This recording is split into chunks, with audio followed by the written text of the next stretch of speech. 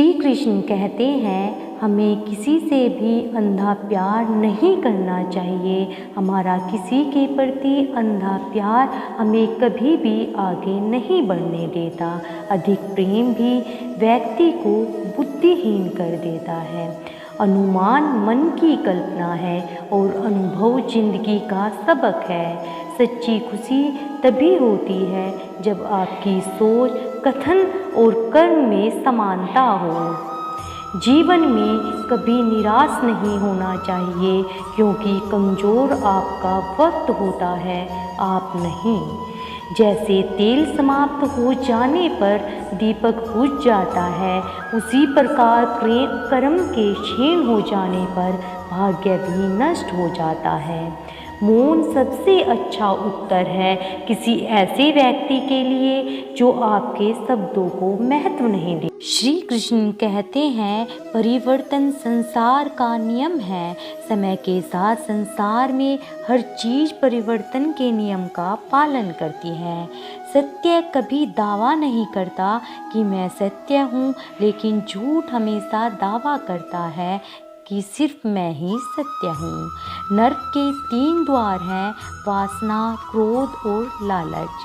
किसी का अच्छा न कर सको तो बुरा भी मत करना, क्योंकि दुनिया कमज़ोर है लेकिन दुनिया बनाने वाला नहीं। सदैव संदेह करने वाले व्यक्ति के लिए प्रसन्नता ना इस लोक में है और ना ही कहीं और। जो चीज़ें हमारे दायरे से बाहर हो उसमें समय गंवाना मूर्खता ही होगी। न तो यह शरीर तुम्हारा है, न ही तुम इस शरीर के मालिक हो। यह शरीर 5 तत्वों से बना है, आग, जल, वायु, पृथ्वी और आकाश। एक दिन यह शरीर इन्हीं 5 तत्वों में विलीन हो जाएगा। जिंदगी में हम कितने सही हैं और कितने गलत हैं, ये केवल 2 लोग जानते हैं, एक परमात्मा और दूसरी हमारी अंतरात्मा। परिवर्तन ही संसार का नियम है। एक पल में हम करोड़ों के मालिक हो जाते हैं और दूसरे ही पल में हमें लगता है कि हमारे पास कुछ भी नहीं है। क्रोध से भ्रम पैदा होता है, भ्रम से बुद्धि व्यग्र होती है। जब बुद्धि व्यग्र होती है तब तर्क नष्ट हो जाता है, और जब तर्क नष्ट होता है तब व्यक्ति का पतन हो जाता है। जैसे अंधेरे में प्रकाश की ज्योति जगमगाती है, ठीक उसी प्रकार से सत्य की चमक भी कभी फीकी नहीं पड़ती। इसलिए व्यक्ति को सदैव सत्य के मार्ग पर चलना चाहिए। मनुष्य जिस रूप में ईश्वर को याद करता है, ईश्वर भी उसे उसी रूप में दर्शन देते हैं। अपने आप को भगवान के प्रति समर्पित कर दो, यही सबसे बड़ा सहारा है। जो कोई भी इस सहारे को पहचान गया है, वह डर, चिंता और दुखों से आज़ाद रहता है। इंद्रियों की दुनिया में कल्पना सुखों की प्रथम शुरुआत है और अंत भी, जो दुख को जन्म देता है। मन की गतिविधियाँ होश, श्वास और भावनाओं के माध्यम से भगवान की शक्ति सदा तुम्हारे साथ है और लगातार तुम्हें बस एक साधन की तरह प्रयोग करके सभी कार्य कर रही है। बुरे कर्म करने वाले सबसे नीच व्यक्ति जो राक्षसी प्रवृत्तियों से जुड़े हैं, जिनकी बुद्धि माया ने हर ली है, वो मेरी पूजा या मुझे पाने का प्रयास नहीं करते। बुद्धिमान को अपनी चेतना को एकजुट करना चाहिए, फल के लिए इच्छा छोड़ देनी चाहिए। सज्जन व्यक्ति को सदैव अच्छा व्यवहार करना चाहिए, क्योंकि इन्हीं के पद चिन्हों पर सामान्य व्यक्ति अपने रास्ते चुनता है। निर्माण केवल पहले से मौजूद चीज़ों का प्रक्षेपण है। अपने अनिवार्य कार्य करो, क्योंकि वास्तव में कार्य करना निष्क्रियता से बेहतर है। इस संपूर्ण संसार में कोई भी व्यक्ति महान नहीं जन्मा होता, बल्कि उसके कर्म उसे महान बनाते हैं। गीता में कहा गया है, कोई भी अपने कर्म से भाग नहीं सकता, कर्म का फल तो भुगतना ही पड़ता है। अपने कर्म का पालन करो, क्योंकि वास्तव में कर्म अकर्म से बेहतर है। सही कर्म वह नहीं जिसके परिणाम हमेशा सही हो, अपितु सही कर्म वह है जिसका उद्देश्य कभी गलत ना हो।